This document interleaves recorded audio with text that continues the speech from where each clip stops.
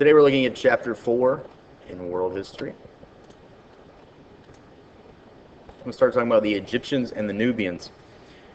Following the empire, the reign of the pharaohs, Egypt will be weakened by internal struggle, basically people fighting over power.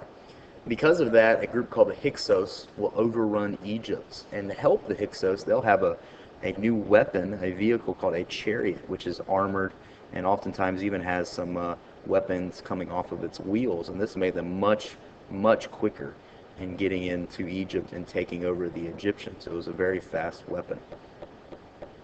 Now, from there, the Hyksos will eventually rule out. And finally, pharaohs, again, will start to reclaim power and start conquering new lands. And one of the new lands is an area south of Egypt called Nubia and what we would call Upper Egypt. Now, the Nubian kings felt that they were Egyptians and they wanted to protect Egyptian culture. So the Nubian kings started to accept many of the traditions of Egyptians. They started to dress like Egyptians. They started worshiping the same gods, maintaining the pharaoh. But one thing they did is they started to break up Egypt into smaller kingdoms in different areas. And because of this, they were able to extend their period of reign for a little bit longer. Like I said, they felt that they were protectors of Egyptian civilization. They established a capital called Meroe, and Meroe became a center of trade pretty much to the whole world at that time. The next group we're going to talk about is talking about in Mesopotamia, where Sumer was. The group that takes over after the Sumerians are the Assyrians. We have modern-day Syria, which gets their name from this group. They established in Mesopotamia and built a capital called Nineveh, and they were known, because the area was a valley and didn't have any natural barriers, they were known for being strong fighters. They wore armor, which was kind of the first of its time. They created metal weapons. And when they went up against an area that had built walls or fortifications, they were known to dig tunnels or even use ladders to go under or over these fortifications. And they also used battering rams to tear down the walls. It just kind of gives you an idea of just how violent they were. They conquered everything in their path. And when they did that, those that were unwilling to work with them, they either enslaved the citizens or they just outright killed them. They would put kings in place who would honor the Assyrian kingdom, meaning that they're going to put people that, if they didn't trust them, they trusted them enough to know that they were going to do what they said, or else those people would die. And one of the ways the Assyrians got rich and why they kept conquering is because they were gaining money from these people. They collected different types of taxes, or what we call tributes. Now, tributes is a type of tax, and sometimes it was a currency that you paid, and sometimes it was goods that you paid. And any city that they conquered that didn't pay those taxes was destroyed immediately by the Syrians. Some of the good things that they did is, as we know them to be great builders, they rebuilt the city of Babylon. Nebuchadnezzar has his hanging gardens from that. They established great buildings of ziggurats, which they used for religion and astronomy. Astronomy is the study of the stars, and they used that to help with their study of their gods. The next group we're going to talk about is in Persia. Now, Persia is east of Mesopotamia, and it had very rich farmland at the time, but it also had abundant minerals. It had gold and it had silver. Persia is known for two strong rulers. The first is King Cyrus. Cyrus was almost the exact opposite of the Assyrians. He was a tolerant ruler, and his empire stretched all the way from Turkey, west of Persia, to the Indus Valley, modern-day India, east of Turkey. That's an exceptional amount of miles. It's looking probably about 2,000 miles of this empire stretch. That's very, very big for the time. Now, like I said, he was a tolerant ruler. He conquered an area, and he protected the people of those areas. He didn't enslave them.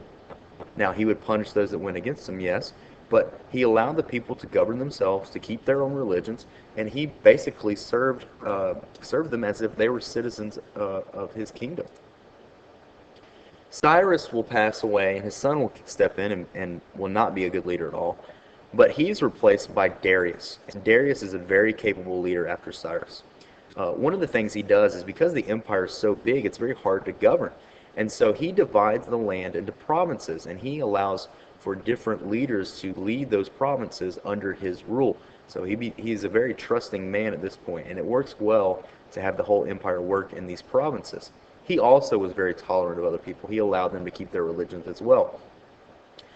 Two of the biggest things that he did to help the empire grow together was he built a series of roads called the Royal Road, and this would help with communication. It helped with trade. It helped with having the government run more efficiently because they had an easy access to different points throughout the empire.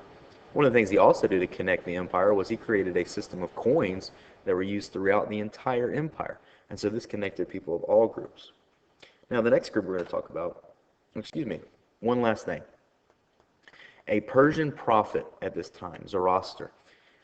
He is known for basically one of the first monotheistic religions. He believed in a single God, and he said that he tried to explain why the world worked the way it did. And he said the earth is a battleground between good and evil, and your judgment and the end of your life will be dependent on how well you fought for good versus evil. The next group we're going to talk about is China. Now, China, following the Zhou dynasty, turns into turmoil. It's very struggles. And a man by the name of Confucius, who's China's most influential scholar, will step in. And he had strong beliefs that peace in the region would occur if people worked at relationships. And there's 5 separate relationships, but all of them centered mostly around the importance of the family. And so family traditions start to rekindle at this time period, and the family becomes the center of Chinese civilization at that time. One of the other things that he did was created what we call bureaucracies, and these are government positions, and they were given to those people that are educated. So it was able to set up schools, and if you were educated and literate, you could work your way to having a government position. Lao Tzu is another philosopher of the time. He believed that people are in touch with nature, whether they realize it or not, and he believes that nature has a life force, or a Tao, and this Tao can control many aspects of your life, the lives of others, how nature works, and things like that. If you capture the essence of your Tao, then you're in control, basically, of your life. One of the most important people for this section for China is Shi Huangdi. Now, he was an emperor who was known for bringing China together. In fact, his name means first emperor. Just like Darius, he created a series of roads to help with communication and trade. These were called the Silk Roads, as that was the most important thing that China traded during this time period. One of the other things that he did was he built the Great Wall of China, but he had little support because when he was building the Silk Roads and when he was building the Great Wall of China, he was using the working class. He was using the peasants. In fact, we believe the Great Wall of China was actually a death sentence. If you were sent to build the Great Wall of China, you would do so until you died. That concludes the notes for Chapter 4. Make sure you're keeping up with these notes on your Edmodo and all of the assignments.